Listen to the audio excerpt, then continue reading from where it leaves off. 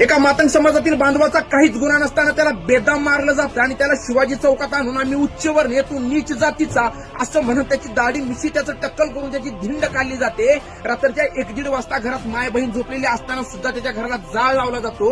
एवढं सर्व होऊन या घटनेचा कोणी विरोध करत नाही, यावर कोणी बोलत नाही, तिथलं पोलीस प्रशासन या गुन्ह्याची नोंद सुद्धा करत नाही। हा सर्रास उघडपणे मानवता आणि कायद्यावर केलेला हल्ला आहे। तर घटना समजून घेऊया। घटना आहे नाशिक मालेगाव वडनेर खाकुर्डी मधील मातंग समाजातील दीपक नावाच्या बांधवाची। हा दीपक आपल्या पत्नीला घेऊन 2 व्हीलरवरती दवाखान्यात जात असतो आणि त्याच्याच पाठीमागून कारमध्ये काही गावगुंड येत असतात आणि ती गावगुंड दीपकच्या गाडीला कट मारतात, ज्यामुळे दीपक खाली पडतो आणि त्याच्या बायकोला जबर जखम होते आणि ती बेहोश होते।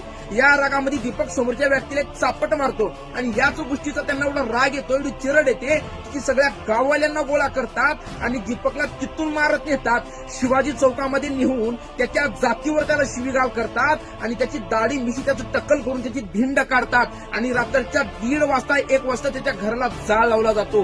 एवढं सर्व होऊन सुद्धा तिथलं पोलीस प्रशासन ऍक्शन घेत नाही, उलट पोलिसांच्या समोर सुद्धा त्याला मारलं जातं।